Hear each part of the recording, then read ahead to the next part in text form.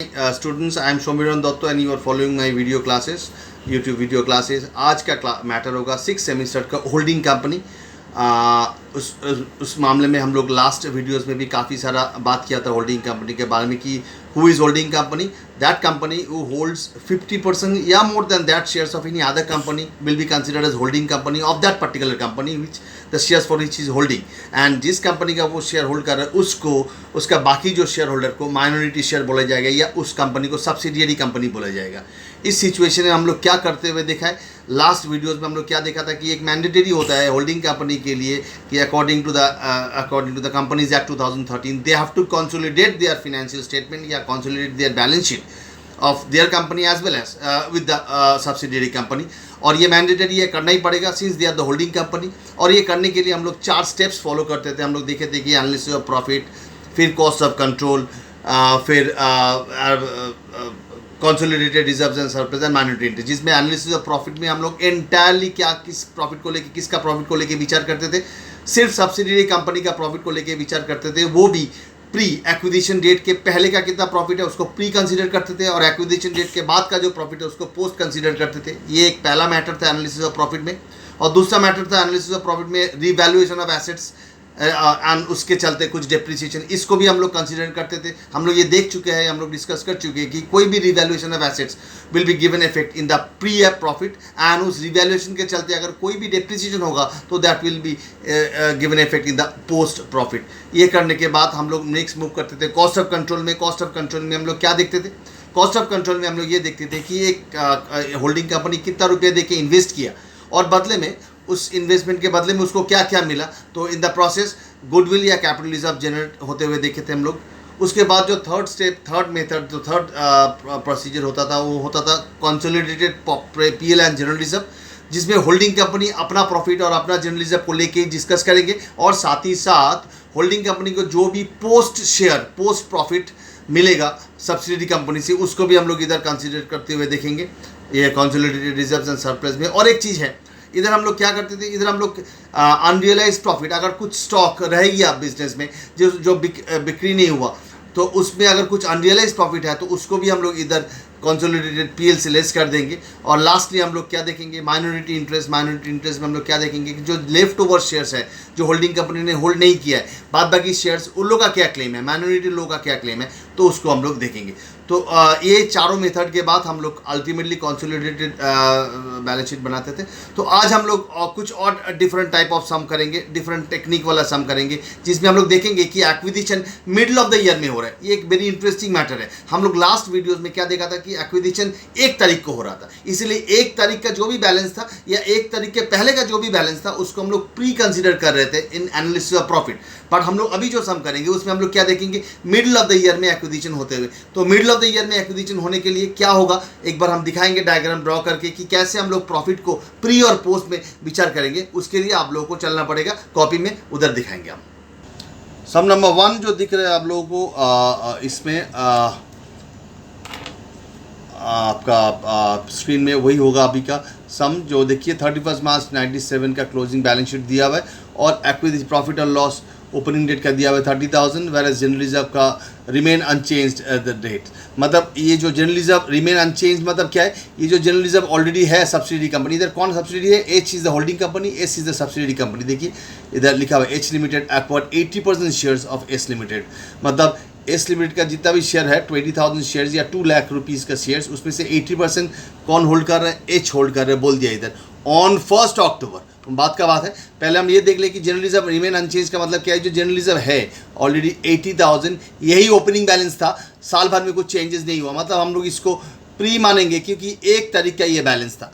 और साथ ही साथ और एक चीज़ देखना है इधर इंपॉर्टेंट चीज़, दैट इज 1/10/96 को एक्विजिशन हो रहा है। मतलब ओपनिंग डेट क्या है 31 मार्च 97, अगर क्लोजिंग डेट है तो ओपनिंग डेट होगा 1/4/96। 1/4/96 में एक्विजिशन नहीं हुआ, ये डेट में एक्विजिशन नहीं हुआ, इस डेट में एक्विजिशन हुआ, 1 अक्टूबर को डेट में एक्विजिशन हुआ। उसके बाद बाकी जो है पार्ट पोर्शन हम लोग सम करते वक्त देखेंगे। पहले हम एक डायग्राम आप लोगों को दिखाएंगे, उसको कैसे ये सम को कैसे डेट वाइज कैसे करना है आप लोग। So let me show you that diagram. So this is the sum number 1 of our material of my material. देखिए मैंने एक इंटरेस्टिंग कैलकुलेशन दिखाया इधर 1496 is the opening date, 11096 is an acquisition हुआ और 31397 is the closing day of the year. तो ये पूरा साल है 1496 से लेके 31396 क्लोजिंग डेट। इस दिन एक्विजिशन नहीं हुआ, बट इस दिन का पीएल का बैलेंस दिया हुआ है 30,000। देखिए पीएल का बैलेंस कितना दिया हुआ है ओपनिंग डेट में 30,000, और क्लोजिंग बैलेंस पीएल का कहाँ से मिलेगा, बैलेंस शीट से मिल जाएगा। देखिए एस लिमिटेड का बैलेंस शीट में लायबिलिटी साइड में 60,000 दिखा, तो हमने लिख दिया 60,000। तो 30,000 ओपनिंग बैलेंस था और 60,000 क्लोजिंग बैलेंस है। इसका मतलब क्या हो गया, 30 से 60 हो गया, मतलब 30,000 का प्रॉफिट किया एस लिमिटेड ने साल भर में। समझ में आया कि नहीं आया? 30,000 ओपनिंग बैलेंस था, 60,000 हो गया, मतलब आई कैन से कि during the year S limited has earn 30,000 profit. अब सवाल ये उठता है कि ये पूरा 30,000 जो प्रॉफिट अर्न किया, क्या ये पोस्ट में जाएगा? नहीं, क्योंकि एक्विजिशन इस दिन हुआ 11096 को हुआ। तो हम लोग अगर प्रॉफिट को इवनली डिस्ट्रीब्यूट करेंगे तो पहला 6 मंथ में 15,000, बाद में 6 मंथ में 15,000, मतलब ये जो एक्विजिशन डेट है, मैंने एक लाइन ड्रॉ किया, इस एक्विजिशन डेट के आगे जो भी प्रॉफिट होगा उसको हम लोग प्री कंसीडर करेंगे और उसके बाद का जो प्रॉफिट होगा उसको पोस्ट कंसीडर करेंगे। मतलब इस दिन के आगे, मतलब ये आता है 1496 में जो 30,000 है प्रॉफिट था वो प्री होगा, और इस दिन से लेके इस दिन तक जो भी प्रॉफिट अर्न किया है एज पर द कैलकुलेशन, जो हमने अभी अभी कैलकुलेशन किया 15,000 रुपया 15,000, that will also be considered as pre acquisition profit. तो remaining 15,000 will be post acquisition profit. So this is how we have to calculate the thing by way of drawing a diagram. ये diagram अगर आप लोग exam में भी draw करोगे for your benefit तो it's very good, because teacher will also get benefit from this diagram. तो कैसे आपने किया, कैसे आपने सोचा है, तो इससे पता चल जाएगा कि स्टूडेंट्स का कितना बेसमेंट क्लियर है, इससे पता चल जाएगा। इससे टीचर एक कंक्लूजन ड्रॉ कर लेंगे आपके लिए, एक इंप्रेशन क्रिएट होगा टीचर के मन में। देखिए तो साफ साफ बोल दिया एस लिमिटेड 80% शेयर होल्ड कर, तो बाकी 20% सब्सिडी कंपनी का, मतलब एस लिमिटेड का है, ये निकालने का जरूरत ही नहीं है, 80 और 20 दिया हुआ है। उसके बाद एनालिसिस ऑफ प्रॉफिट में प्री और पोस्ट में मैंने डिस्ट्रीब्यूट किया पीएल और जनरल रिजर्व करके, जैसे हम लोग करते हैं नॉर्मली। हम लोग लास्ट सब में किया था, प्री में कोई एलोकेशन नहीं करते, बट पोस्ट में हम लोग पीएल और जनरल रिजर्व अलग अलग एलोकेशन करते। PL as on 1496 30,000। देखो मैंने अभी समझाया था कि ओपनिंग डेट में 30,000 पीएल था तो उसको प्री कंसिडर करेंगे। साल भर में 30,000 अर्न किया गया, जिसमें से 6 महीने के बाद एक्विजिशन हो रहा है, तो 6 महीने का प्रॉफिट हो जाएगा प्री और बाकी 6 महीने का हो जाएगा पोस्ट, जो मैंने अभी डिस्कस किया as per the below diagram, जो मैंने अभी किया है 15,000 उस हिसाब से मैंने किया। देखो दिया हुआ इधर लिखा मैंने profit 60,000 to be distributed half both in pre and post as the acquisition date is at the middle of the year। so मैंने साफ साफ आप लोग का एक्सप्लेन आप लोग के लिए लिख के रख दिया इधर। ये आप एग्जाम में भी नहीं लिखोगे तो चलेगा, बट हम अपने आप लोग के लिए इधर लिख के रखें so that you can get the concept कि क्यों 15 हुआ। तो ये है इसका एक्सप्लेनेशन, और नीचे मैंने डायग्राम दिखाया। उसके बाद जर्नलिज्म में पहुंच जाएंगे, पीला अकाउंट का काम खत्म, जर्नलिज्म में पहुंच जाएंगे। जर्नलिज्म का मामला क्या है, जर्नलिज्म बोल दिया कि चेंज नहीं हुआ कुछ साल भर में, मतलब 80,000 जो बैलेंस शीट में दिया हुआ है जर्नलिज्म वही ओपनिंग बैलेंस था, उसको हम लोग प्री कंसीडर करेंगे, क्योंकि साल भर में कुछ जर्नलिज्म में चेंजेस नहीं हुआ, मतलब साल भर में जर्नलिज्म का कुछ मूवमेंट नहीं है, इसलिए हम लोग जर्नलिज्म का पोस्ट में कुछ नहीं लिखा, जो भी होगा पी में होगा। करने के बाद अल्टीमेटली हम लोग क्या करेंगे, इसको जैसे हम लोग करते हैं 80% शेयर ले लेंगे एच लिमिटेड के लिए, 20% शेयर ले लेंगे हम लोग एस लिमिटेड के लिए। वैसे ही एच लिमिटेड के लिए 80% शेयर और एस के लिए 20% share. So this is how you have to do the first step of this sum, that is analysis of profit. हमने क्या किया, हमने लास्ट क्लास में लास्ट वीडियोस में मैंने जो किया कि मैंने उधर समझाया था कि 1 तारीख एक्विजिशन होने से क्या होता है। आज हम हाईलाइट कर रहे हैं कि अगर मिडिल ऑफ द ईयर में एक्विजिशन हो रहा है। इधर एक चीज़ हम आप लोगों को बता दें कि ये जो मिडिल ऑफ द ईयर में हुआ, एक बार हम डायग्राम की तरफ लेके जाए वीडियो को। अगर ये मिडिल ऑफ द ईयर नहीं होके अगर 1496 को होता एक्विजिशन तो क्या होता, तब जाके भी हम लोग को सेम वे कैलकुलेशन करना पड़ता। तब ये जो 1496 मतलब 3 महीने का जो प्रॉफिट होता तब वो प्री हो जाता और बाकी 9 मंथ्स का प्रॉफिट पोस्ट हो जाता। समझ में आया कि नहीं है? ये 11096 को हुआ, इसलिए इसके आगे का 6 महीने का प्रॉफिट प्री में लिख दिया हम लोग। बट अगर ये 1496 में अगर एक्विजिशन होता तो 1796 को अगर एक्विजिशन होता, इंस्टेड ऑफ 110 अगर 1796 को एक्विजिशन होता तो उसके पहले का जो प्रॉफिट होता, 3 महीने का जो प्रॉफिट होता, वो हम लोग प्री में लिखते और बाकी 9 मंथ्स का प्रॉफिट को हम लोग पोस्ट में लिखते।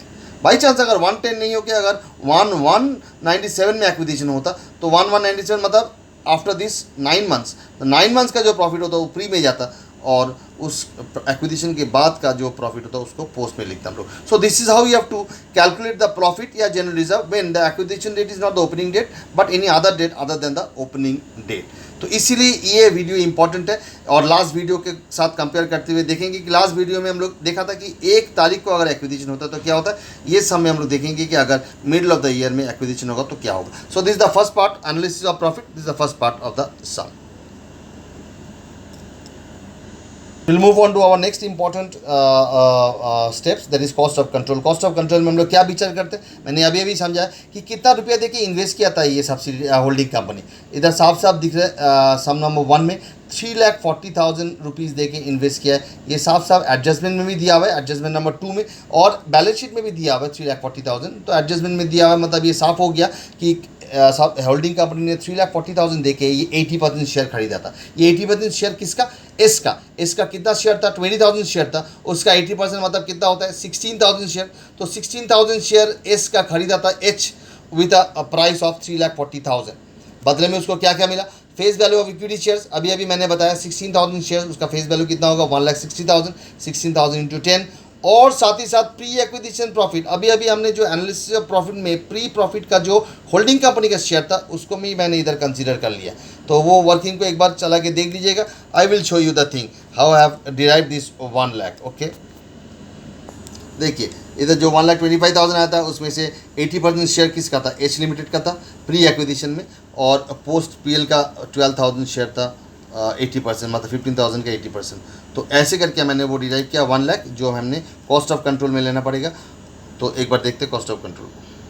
तो उस 1 लाख को हम लोग उधर से डिराइव किया प्री एक्विजिशन प्रॉफिट. कोई भी प्री एक्विजिशन पार्ट वो कॉस्ट ऑफ कंट्रोल में ही आता है. तो कॉस्ट ऑफ कंट्रोल में 2,60,000 का मेरे को मिला, मतलब होल्डिंग कंपनी को 2,60,000 का बेनिफिट मिला, जबकि उसने दिया है 3,40,000. उसका लॉस हुआ. इस लॉस को हम लोग लॉस नहीं बोलते, उसको हम लोग गुडविल बोलते हैं, जो हम लोग ने देखा था कि ये कैलकुलेशन आप लोग कैसे करोगे. सिंपल बात है, अगर लॉस होता है तो गुडविल, प्रॉफिट होता है तो कैपिटल रिजर्व.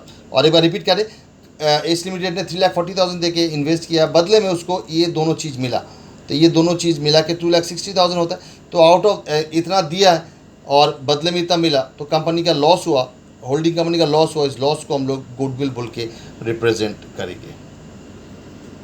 इसके बाद हम लोग का next important step, that is third step, that is cost consolidated reserves and surplus. Consolidated reserves and surplus. Consolidated reserves and surplus में हम लोग 2 कॉलम बनाते हैं, पीएल और जनरल रिजर्व. पहले एक चीज़ बता दें, कंसोलिडेटेड रिजर्व्स और सरप्लस का क्या मतलब होता है. इधर होल्डिंग कंपनी अपना जो प्रॉफिट था बैलेंस शीट में उसको लिखेंगे, और साथ ही साथ होल्डिंग कंपनी को जो पोस्ट प्रॉफिट मिल रहा है फ्रॉम सब्सिडियरी कंपनी वो लिखेंगे, जो हम लोग एनालिसिस ऑफ प्रॉफिट में पोस्ट पोर्शन में कैलकुलेट किया था.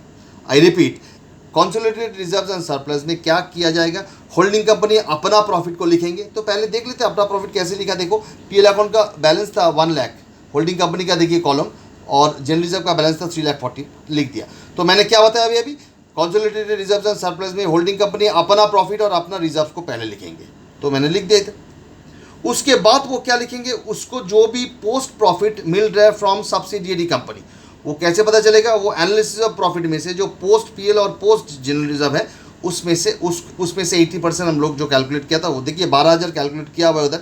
एक बार देख लीजिए घुमा के, एक बार आप लोग को हम दिखा दें ये 12,000 कैसे आया. और जनरल रिजर्व कुछ था नहीं, इसलिए मैंने कुछ नहीं लिखा. तो late me show you how this 12,000 केम. जिस 12,000 के बारे में हम बात कर रहा था, देखिए ये पोस्ट एक्विजिशन का पीएल वाला पार्ट है, जिसमें 15,000 आया था, उसमें से 80% होगा 12,000. तो इस 12,000 का पार्ट को हम बार बार बोल रहे थे कि this the 12,000 which I am talking about, which will be considered as a share of post profit of S limited received from S Limited and will be considered in the consolidated PL. समझ में आया. This is the 12,000 is the share of post profit of H Limited received from S Limited and will be considered in the consolidated reserves and surplus, consolidated PL rather. तो वो consider कर लिया 12,000. उसके बाद एक अलग चीज़ हम लोग कंसिडर किया ये सम में, जो देखिए थर्ड पॉइंट में दिया हुआ है. Third point is included in debtors and S limited is sum of ₹10,000 including the data is sum of rupees 10,000 due from S Limited for goods sold at a profit of 25% on cost price। इधर साफ साफ दिया हुआ है कि एक goods का लेन देन हुआ था 10,000 का। अब इधर जैसे ये सब पॉइंट आएगा ना, तब आप लोग को ना इतना डिटेल में देखने की जरूरत नहीं कि कौन सा कंपनी सेल किया, कौन सा कंपनी परचेज किया। कोई भी एक कंपनी परचेज किया होगा, कोई भी एक कंपनी सेल किया होगा, मतलब किसी एक कंपनी का डेटर्स होगा तो किसी एक कंपनी का क्रेडिटर्स होगा। May be it may be of x H, it may be of S, whoever it is, but that is not important. The important is ये जो माल लेन देन होने के बाद अगर कोई भी माल रह जाता है किसी के पास, किसी के भी पास, चाहे एच का हो चाहे एस का हो, अभी हम लोग कॉन्सोलिडेट कर रहे हैं तो एच का होगा या एस का होगा, इट्स ऑल द सेम।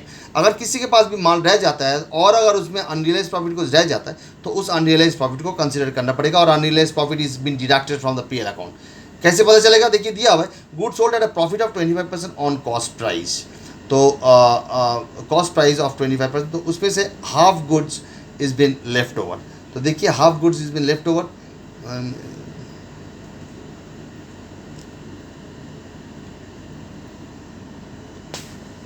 तो इधर देखिए अनरियलाइज्ड प्रॉफिट, इधर बोल दिया कि 10,000 का माल का लेन देन हुआ था जिसमें से half goods where left over. Half goods अभी तक बेचा नहीं गया। मैंने अभी बताया था कि कोई भी गुड्स लेन देन होने के बाद अगर कोई भी गुड्स रह जाता है स्टॉक में तो उसके ऊपर ही एक अनरियलाइज्ड प्रॉफिट होगा। इधर बोल दिया गया कि profit of 25% on cost price में माल भेजा गया था, तो 25% ऑन कॉस्ट मतलब 25/125 होगा, because this is the sale price. ये जो 10,000 जो माल लेन देन हुआ था this is the sale price, तो उसमें से हाफ मतलब 10,000 का हाफ मतलब 5,000 इंटू 25/125 दैट गिव्स यू 1,000। तो 1,000 अनरियलाइज्ड प्रॉफिट लेस होने के बाद ये आएगा 1,11,000, और इसका तो एज यूजुअल 3,40,000 आ जाएगा।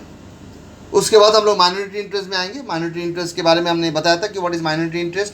वो जो 2 लाख शेयर्स था एस लिमिटेड का, बैलेंस शीट देखिए थोड़ा, 2 लाख शेयर्स जो बैलेंस शीट का एस लिमिटेड का था उसमें से 1,60,000 already is been held by holding company. दो हम लोग इधर कंसिडर कर लिया था। उस 2 लाख शेयर में से 1,60,000 share already been held by the holding company. That means बाकी जो 40,000 शेयर है मतलब 20% shares, 20% shares been hold by the minority share. देखिए इसमें मैंने लिखा face value of equity shares 40,000, that is 20%। उसके बाद उसके साथ ऐड कर देंगे जो भी प्री और पोस्ट प्रॉफिट है वो सब एक साथ ऐड कर देंगे। प्री प्रॉफिट 25,000 था, एनालिसिस ऑफ प्रॉफिट से मिल गया था, और पोस्ट प्रॉफिट था 3,000। ये हम लोग एनालिसिस, दोनों चीज़ें हम लोग एनालिसिस ऑफ प्रॉफिट में से लिया। एनालिसिस ऑफ प्रॉफिट में से प्री वाला पार्ट को हम लोग ऐड किया और पोस्ट वाला पीएल को भी हम लोग ऐड किया। अगर जर्नलिज्म का भी पोस्ट होता कुछ तो वो भी ऐड करता। ऐड करने के बाद आ गया 68,000। ये 25,000 और 3,000 का एक बार क्लैरिफिकेशन आप लोगों को दिखा दें। देखिए मैंने एनालिसिस ऑफ प्रॉफिट में जो हमने कैलकुलेट किया था, कैलकुलेट करने के बाद देखिए होल्डिंग कंपनी का जो प्रॉफिट था वो शेयर लेस करने के बाद जो बचता था, जो बचा हुआ था वो share of H limited, share of sorry S limited और शेयर ऑफ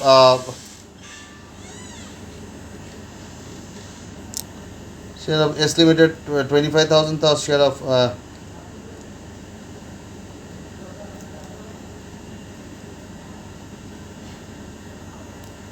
यही चीज़, ये दोनों चीज़ को हम लोग माइनॉरिटी में कंसीडर किया है। देखिए 25,000 और 3,000 को कंसीडर करते हुए इधर आया 68,000 minority interest. Now I will move on to the consolidated balance sheet, जो हम लोग का मेन टारगेट है, जो चीज़ करना है, और वो करने के लिए हम लोग को ये सब स्टेप्स फॉलो करना पड़ता है, otherwise we can't consolidate the financial statement. आ गया मैंने consolidated balance sheet of S limited and it subsidiary S limited as on 31 March 97। Consolidate इसमें कंसोलिडेट लिख दिया मैंने ऊपर में heading, consolidated balance sheet of S Limited and its subsidiary S Limited as on 31st March 1997। इसमें particulars note below amount लिख के equity and liability जैसे हम लोग फॉर्मेट फॉलो करते हैं वैसे उसमें शेयर होल्डर्स फंड में शेयर कैपिटल, इधर शेयर कैपिटल सिर्फ होल्डिंग कंपनी का जो शेयर्स है वही आएगा, क्योंकि सब्सिडी कंपनी का शेयर्स को हम लोग बांट चुके हैं। 80% हम लोग कॉस्ट ऑफ कंट्रोल में ले लिया और 20% हम लोग ले लिया माइनॉरिटी शेयर्स में। आप लोग थोड़ा याद कीजिए, अभी हम लोग किया वर्किंग में, जिसमें हम लोग सब्सिडी कंपनी का जो 2 लाख का शेयर्स था उसमें से 80% शेयर मतलब 1,60,000 को हम लोग कॉस्ट ऑफ कंट्रोल में कंसीडर किया था, और बाकी 20% मतलब 40,000 शेयर्स को हम लोग माइनॉरिटी में कंसीडर किया था। तो सब्सिडी कंपनी कोई भी शेयर्स नहीं आएगा, सिर्फ होल्डिंग कंपनी का शेयर्स आएगा, that is 6 lakh from the balance sheet, देख लीजिए। उसके बाद रिजर्व्स एंड सरप्लस हम लोग को बैलेंस शीट फिगर देखना ही नहीं है, हम लोग कंसोलिडेटेड रिजर्व्स और सरप्लस जो कॉलम बनाया था उसमें से हम लोग कॉपी कर लेंगे। देखिए उसमें से 1,11,000 और 3,40,000 का फिगर आप लोग को मिल जाएगा। एक बार दिखाता है आप लोगों को कंसोलिडेटेड रिजर्व्स और सरप्लस का क्या प्रॉफिट है, ये जो दोनों का बात हम कर रहे हैं। आप लोग को पीएल और जनरल रिजर्व बैलेंस शीट का देखना ही नहीं होता है। जब आप लोग कंसोलिडेटेड रिजर्व्स और पीएल अकाउंट बनाया तो उसमें से जो टोटल आएगा वही इसको इधर लिखना पड़ेगा। एक बार I will show you the format. देखिए हमने अभी अभी निकाला 1,11,000 एंड 3,40,000, ये दोनों को लिखना पड़ेगा बैलेंस शीट में। The way I have calculated and calculate करने के बाद you have to directly show it to the balance sheet. देखिए मैंने वही दिखाया 1,11,000 और 3,40,000। उसके बाद पॉइंट नंबर 2 माइनॉरिटी इंटरेस्ट जो मैंने अभी अभी निकाला 68,000 माइनॉरिटी इंटरेस्ट 68,000 माइनॉरिटी इंटरेस्ट मैंने निकाला। I show you that. See this minority interest मैंने जो अभी अभी निकाला, इस माइनॉरिटी इंटरेस्ट को भी बैलेंस शीट में दिखाना पड़ेगा। It becomes a liability. उसके बाद करंट लाइबिलिटीज में सिर्फ एक ही मात्र लाइबिलिटी है, that is creditors. Balance sheet में देखो दिया हुआ है 70,000 दिया हुआ है फॉर एच, और इधर ऐड हो जाएगा और एस के लिए 35,000। तो 70,000 प्लस 35,000 ये मैंने दोनों ऐड कर लिया, माइनस 10,000 किया क्योंकि एक म्यूचुअल सेट ऑफ था इधर। पॉइंट नंबर 3 में दिया हुआ था कि included in debtors of S limited is a sum of 10,000 due from S limited. मतलब मैंने अभी अभी बताया था कि इसमें विचार करने की जरूरत नहीं कि कौन किसको सेल किया, इतना तो तैयार है कि किसी का डेटर्स तो किसी का क्रेडिटर्स है। ये म्यूचुअल सेट ऑफ हो गया तो डेटर्स से भी लेस हो जाएगा, क्रेडिटर्स से भी लेस हो जाएगा, और दोनों चीज़ ऐड कर रहे हैं हम लोग इधर। देखिए दोनों का ही क्रेडिटर्स लेके ऐड कर रहे हैं, तो दोनों का क्रेडिटर्स में से माइनस 10,000 कर दिया तो आ गया 95,000। This is called mutual set of, जहाँ पर किसी का डेटर्स है तो किसी का क्रेडिटर्स है। किसका डेटर्स है किसका क्रेडिटर्स है ये जानने का एकदम ही जरूरत नहीं, then you will get confused. सम में अगर आप ढूंढते रहोगे कि एच सेल डेटर्स है कि एस डेटर्स है कि एच क्रेडिटर्स है, कि तो जानने की जरूरत ही नहीं है। Straight away if there is any mutual set off entries, that means if anybody has sold goods to any other company, I mean this two company I am talking about H and S, अगर ये दोनों के बीच कोई भी लेन देन हुआ है, credit लेन देन हुआ है, if one company is a debtors and other company is a creditors, then straight away you will be deducting that amount from the creditors as well as that amount from the debtors. तो पहले हम लोग creditors वाला liability side कर रहे हैं, तो creditors से लेस करके दिखा दिया, करने के बाद ये टोटल आ गया इधर इतना रुपया।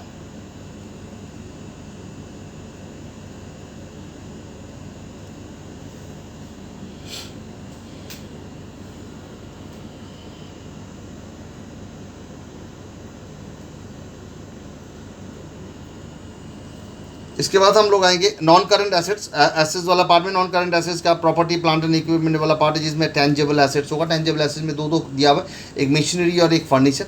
मशीनरी का और फर्नीचर दोनों ही ऐड करके लिख देंगे, क्योंकि मशीनरी और फर्नीचर का कोई भी एडजस्टमेंट था नहीं इधर, ना डिप्रिसिएशन था, फर्दर डिप्रिसिएशन था, ना कोई रिवैल्यूएशन था, इसीलिए दोनों को ऐड करते हुए हम लोग इधर लिख दिए।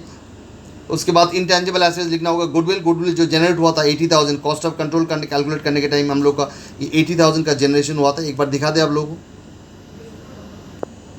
देखिए गुडविल आया था 80,000 का, एक जनरेट हुआ था 80,000 गुडविल जनरेट हुआ था 80,000 का from the cost of control. So यही गुडविल को हम लोग को इंटेंजिबल एसेट्स के हेड में लिखना पड़ेगा इन द बैलेंस शीट। देखिए मैंने लिख दिया गुडविल को इधर।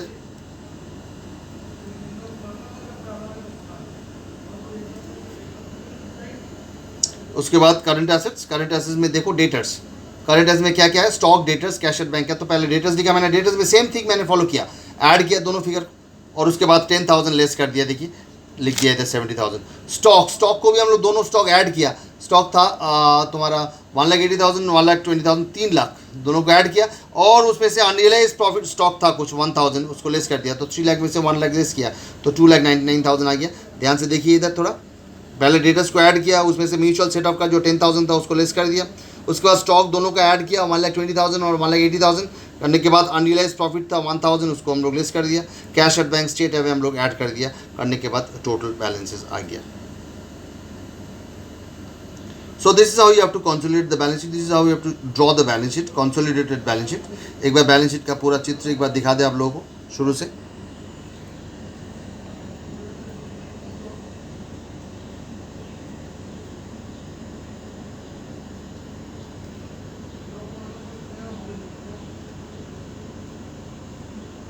This is the liability side.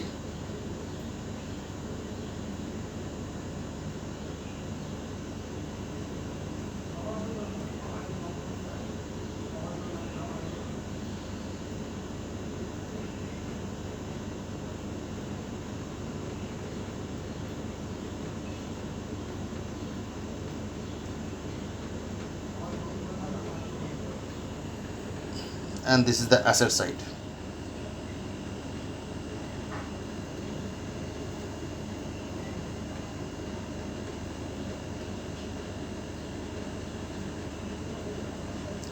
तो आज का जो होल्डिंग कंपनी का जो टाइप था, तो इस टाइप में हम लोग जो इम्पोर्टेंट जो एस्पेक्ट्स देखा क्या देखा कि इधर ओपनिंग डेट पे एक्विजिशन नहीं होके मिडिल ऑफ द ईयर में एक्विजिशन हो रहा है, जिसके कारण हम लोग को एक मैप ड्रॉ करना पड़ा, एक चार्ट ड्रॉ करना पड़ा to calculate the pre profit and post profit. और साथ ही साथ हम लोग और एक चीज़ नया देखा, that is unrealise profit and mutual set of.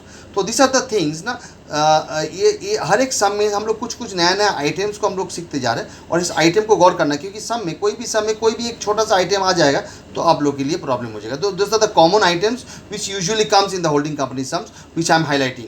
पहला सम में हमने कुछ रिवैल्यूएशन का एस्पेक्ट समझाया था।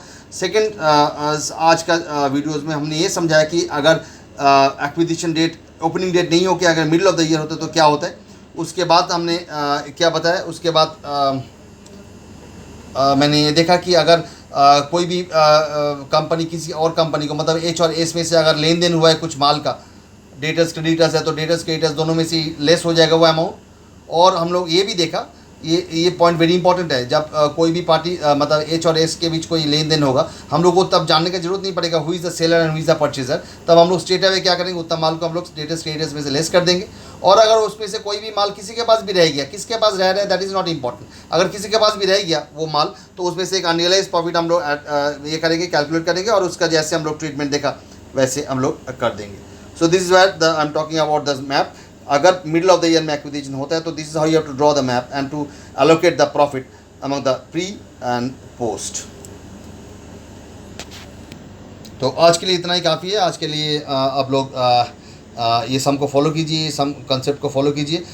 हम लोग अगला वीडियोस में आएंगे with different sort of sum, different type of sums, different concept लेके आएंगे हम लोग, और कुछ डेफिनेटली एडिशनल इंफॉर्मेशंस होगा, एडिशनल एडजस्टमेंट्स होगा, जिसको हम लोग गौर करेंगे अगला वीडियोस में। तब तक के लिए आप लोग you take care of yourself, ख्याल रखना अपना and your family as well, and have a good day.